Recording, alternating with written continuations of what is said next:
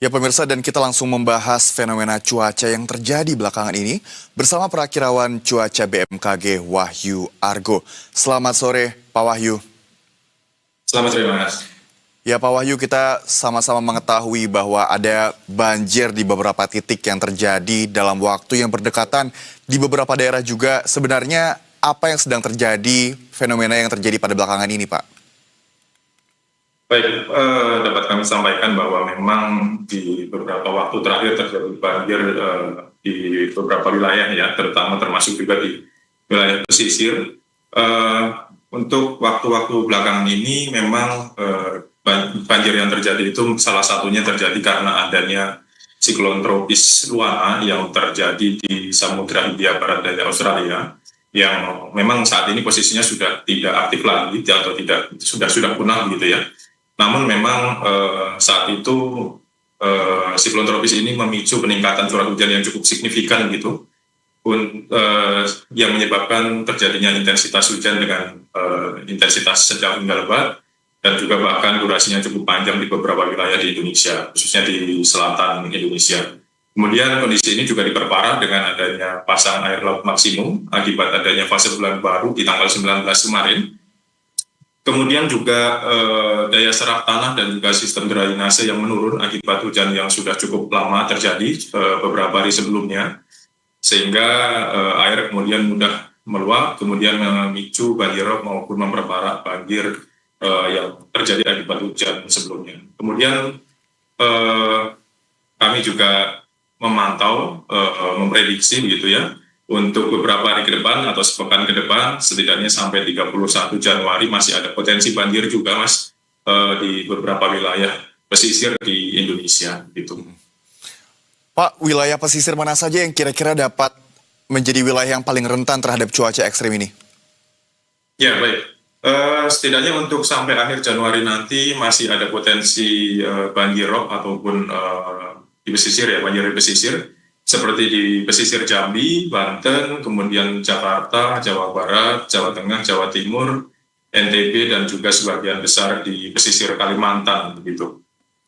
Baik, Jambi, Banten, NTB, dan juga pesisir Kalimantan yang dapat mengantisipasi adanya cuaca ekstrim yang menyebabkan bencana yang dapat mungkin terjadi seperti itu.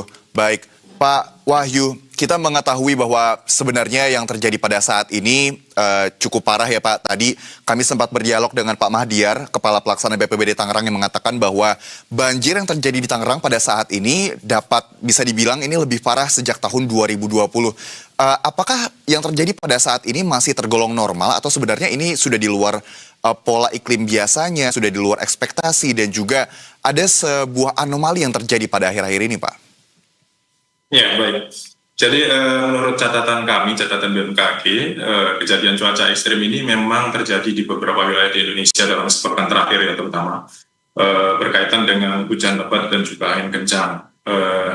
Kondisi ini juga sebetulnya terjadi di tahun-tahun sebelumnya dengan pola yang sama di bulan Januari Februari itu menjadi puncak cuaca ekstrim yang terjadi di Indonesia. Kemudian kejadian angin kencang dan hujan lebat juga tercatat terjadi di sepanjang tahun terkait dengan perbedaan periode musim hujan yang muncul di Indonesia gitu. Kemudian memang frekuensi kejadian tertingginya ya biasanya di awal tahun ini, awal tahun artinya di Januari Februari, kemudian nanti potensinya akan terjadi pengulangan lagi di akhir tahun di sekitar bulan Desember biasanya begitu. Baik, Januari sampai Februari, dan ada kemungkinan bahwa hal yang sama juga akan terjadi pada akhir tahun seperti itu ya Pak? Betul, betul. Baik, lantas apa saja yang bisa diwaspadai masyarakat dalam menyikapi fenomena ini Pak?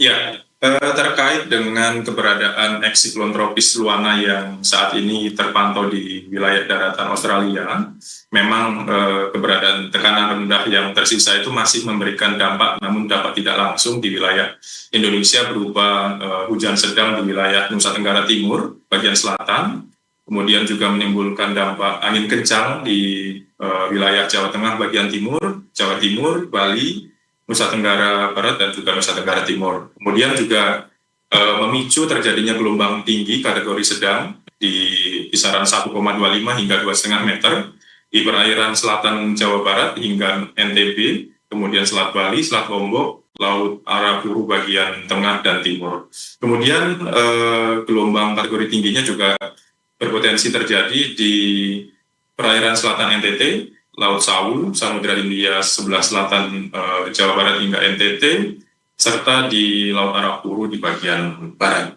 Begitu. Baik, ini juga bisa menjadi alarm juga untuk masyarakat yang berada di pesisir, bukan hanya di Pulau Jawa ya Pak. Tadi Bapak mengatakan bahwa ada alarm juga untuk masyarakat yang berada di pesisir Nusa Tenggara, Kalimantan juga bisa jadi terdampak. Kita pastinya berharap agar cuaca ini segera membaik, agar masyarakat bisa menjalankan aktivitasnya secara normal kembali. Pak Wahyu Argo, terima kasih banyak untuk informasi dan juga diskusinya pada sore hari ini Pak. Terima kasih dan selamat kembali beraktivitas. Terima kasih.